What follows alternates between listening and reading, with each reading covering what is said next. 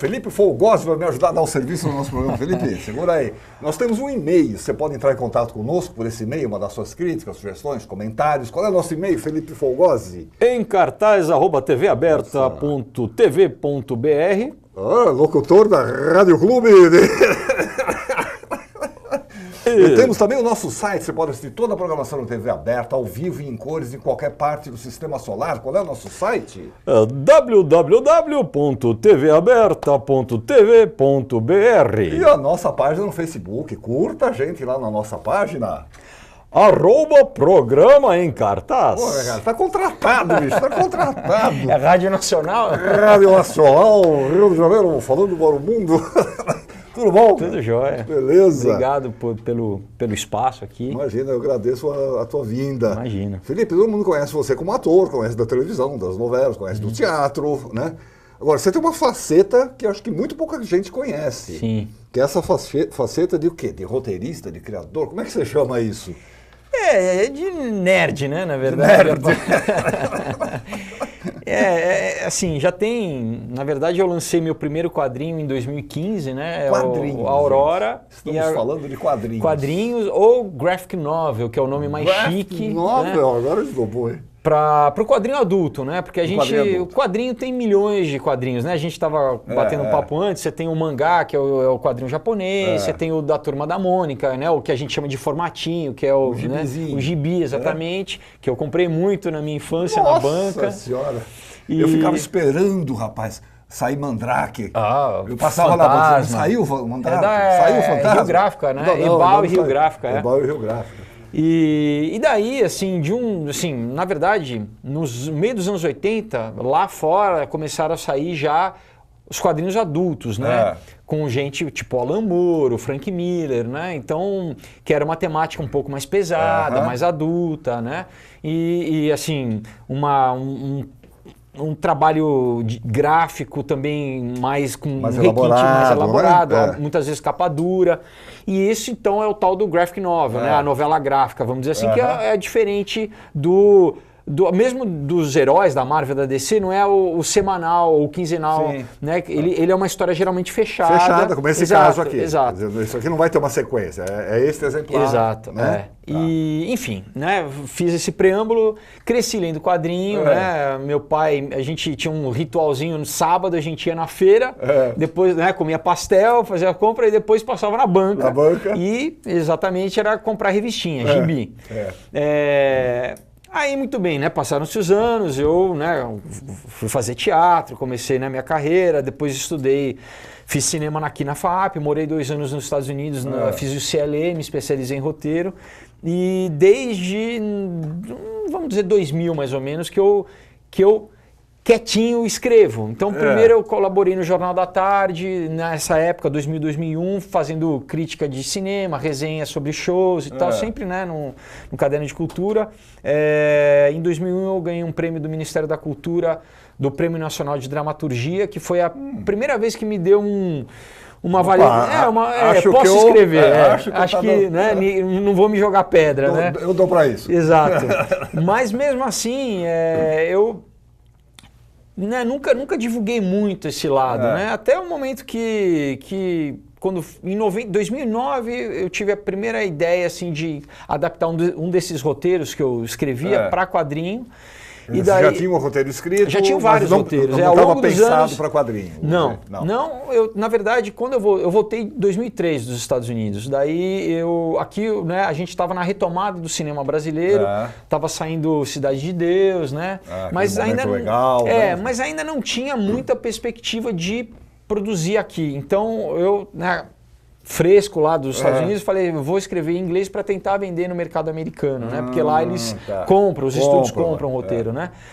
Só que também não é tão simples assim, você tem que estar presente, você tem que ter um agente literário lá. Eu fui enorme, descobrindo que você não é tão simples. Não é assim, né? Mas eu falei, bom, são histórias que eu gosto, né? Que eu gastei tempo, né? Investimento, né? E eu quero fazer alguma coisa, quero que leiam, na verdade. Você quer dividir, né? Toda a produção cultural. Claro, não é para ficar na gaveta. Se completa, exatamente, né? Aquela coisa, o pintor que, né? O Van Gogh, né? Que é genial, mas o cara era vivo e ninguém. Não que eu esteja me comparando, eu só estou citando aqui. Mas eu falei, bom, chega um momento que eu quero produzir, materializar isso de alguma forma, né? E eu, né, tive esse eureka, esse clique aí de falar, bom, se adaptam tanto quadrinho para TV e cinema, né? Por que não? Por que não fazer o caminho contrário, né? Enfim... Aliás, você lembra, né? Tinha umas revistas que eram filmes adaptados para história em quadrinhos, você lembra Mas disso? isso Guerra nas Estrelas, por exemplo, isso era comum. Tem comum, vários, né? Acho que Indiana Jones foi adaptado também. Mas hoje em dia, né, quer dizer, hoje em dia também, né, tem personagens que nasceram nos quadrinhos, né? Sim, Batman, tem filme antigo do Batman, né? Do Superman também, tem filme antigo né? Mas hoje a gente vive nessa coisa da internet, tudo, né? Essas coisas se entrelaçam todas, né? Então aí você resolveu, então vou fazer vou adaptar. Daí, qual é o caminho das pedras? Então, em 2014, um amigo meu, Sadovski, me apresentou para o Kleb Júnior, que é da editora Instituto dos Quadrinhos. Instituto dos Quadrinhos. Que é uma escola também, né? É uma agência de desenhistas e a gente começou a conversar e foi um aprendizado para mim fazer o Aurora, que foi o primeiro, que é uma ficção científica muito bacana, que inclusive cheguei a ser indicado para o HQ Mix, que é o maior prêmio que a gente tem de quadrinho. Então, para mim, estreante também foi muito bacana. Estímulo, né? E tenho assim, recebido feedback dos leitores, né? Hoje em dia é muito fácil.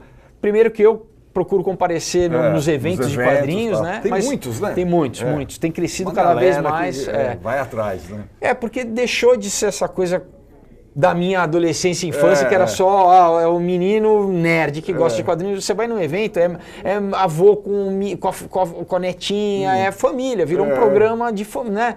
Porque o cara gosta de futebol, mas ele tem o seu personagem. Sim. A menina é patricinha, mas ela tem um seriado que ela... Então, essa coisa da cultura pop virou um transmídia geral, assim, né? Legal isso, né? Então, Agora, quando você estava falando, o processo, você estava me contando lá fora, mas foi tão legal.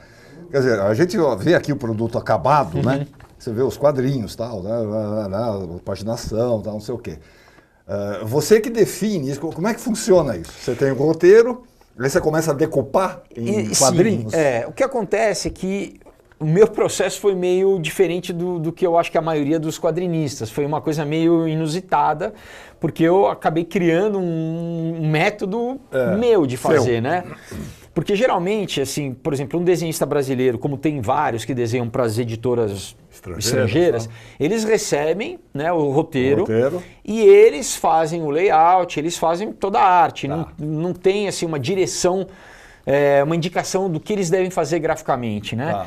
No meu caso, como são roteiros de cinema que eu já escrevi imageticamente, já visualizando. Eu já escrevi há muitos anos, por exemplo, Comunhão, eu escrevi em 2006, para você ter uma ideia. Dá para mostrar aqui? Na hora que você chegar aqui? Eu já tinha as imagens na minha cabeça, né? Então, você já imaginava um quadrinho com o cara falando assim e tal. Né? E tem toda uma técnica que eu aprendi, né, disso, de como você... porque assim, eu posso ter uma página só, que no mundo dos quadrinhos a gente chama de splash, que é uma imagem só. Uma imagem só, cobrindo a página toda. Exato, mas isso geralmente é um trunfo que você guarda para um momento capital da história e é um momento que... É o clímax. Um clímax e também um momento que a arte que compense, que... Explode ali naquele momento. Exato, que graficamente, que visualmente seja... Você vira a página e dá de cara exato, com aquilo, exato. Né?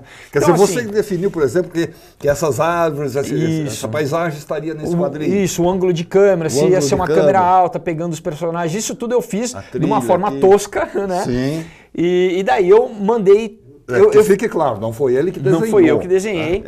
Mas o importante, assim, eu contratei o artista, o JB Bastos, né? Fiz uma seleção de artistas. Uma das coisas que eu tô aprendendo, né? É que na verdade, com a Aurora foi assim, com Comunhão, eu procuro um artista que tem um estilo que case com a temática, né, da história. Então, no Aurora era uma ficção científica. Grafismos diferentes.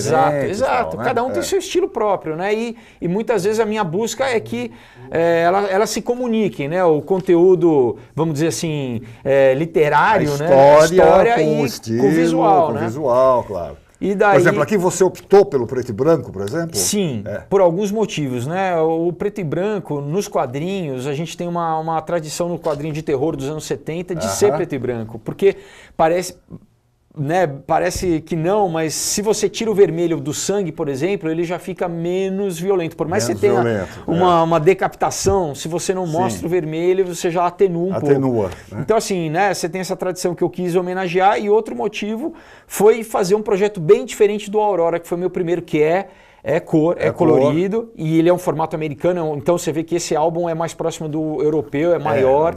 Baita, né? Aliás, belíssima apresentação. Então foi isso, né? No meu projeto seguinte, que é o Comunhão, eu quis fazer bem diferente do Aurora em todos os sentidos, até para mostrar uma diversidade. Uma diversidade e tal.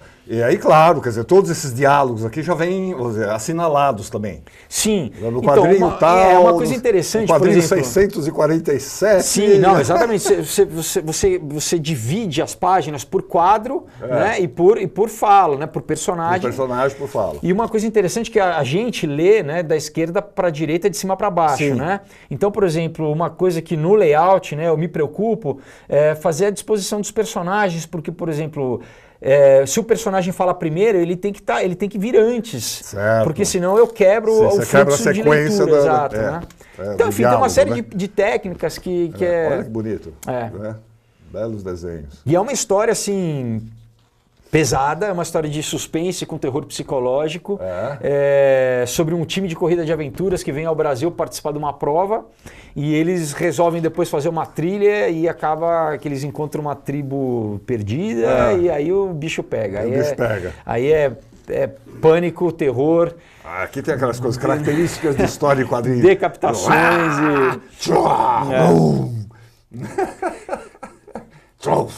É bem legal, assim. E tem uma coisa, quer dizer, que é muito engraçado isso, né? São coisas... a sequência, né? Como ele conduz o teu olhar. Isso, né? exato. Como o quadrinho puxa... Então, né, quer dizer, como o cinema é uma arte, é uma narrativa visual, o quadrinho também mas ela é mais fragmentada, né? Então, a minha preocupação no layout é exatamente criar essa ilusão de que quando você está lendo, você embarque como se você estivesse vendo um filme, né? Essa imersão de você esquecer que você está e o teu olhar vá fluindo, né? Então, quer dizer, você tem cortes de câmera, exato, né? Por exemplo, aqui é uma câmera, aqui é outra. Exato. É o olhar por trás do cara. Exato. Né? Aqui e aqui, por exemplo. Tem autores que fazem um quadrinho mais poético, né? De uma forma quase que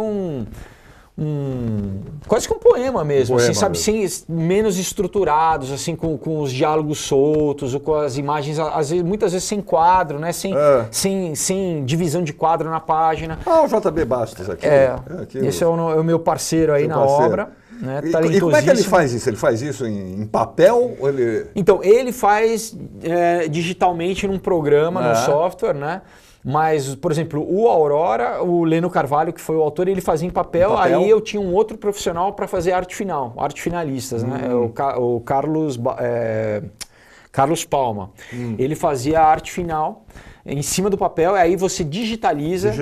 Né? Quer dizer, hoje em dia, no final, acaba sendo sempre... Carlos Palma do teatro também? Não, perdão. Não, eu fiz uma peça, acho que eu confundi.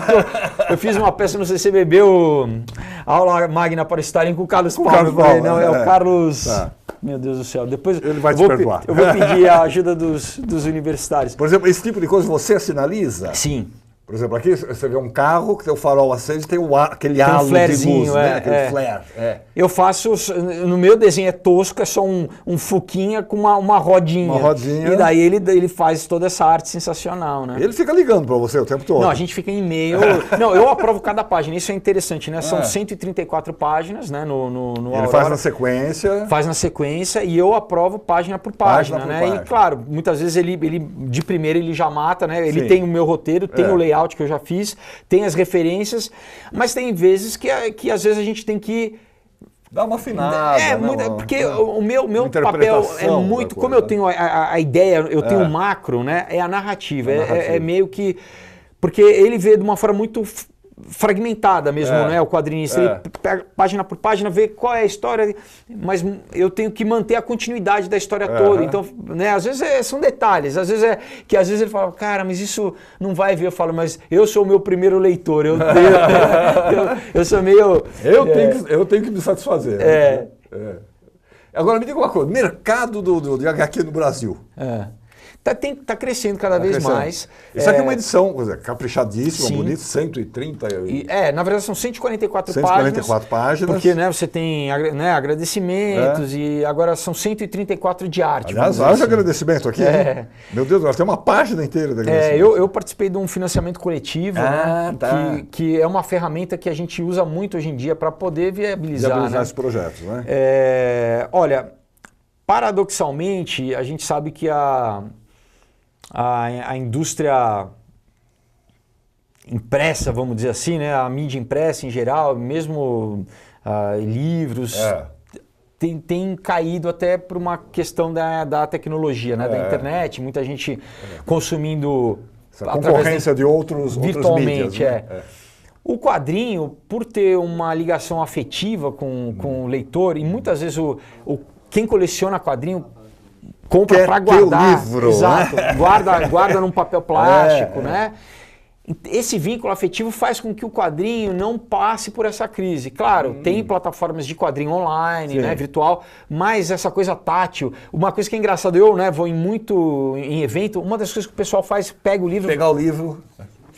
Já cheira o livro, direto, eles cheiram, o cheirinho. É direto, então você vê que essa coisa sensorial... Legal, Então, o quadrinho tem crescido, a gente tem grandes eventos hoje em dia como a Comic Con Experience, né, o CCXP, que é uma das maiores do mundo já, mas você tem, olha, esse segundo semestre principalmente, se bobear, toda semana... Tem um evento. Esse final de semana eu estava em Santos, num evento...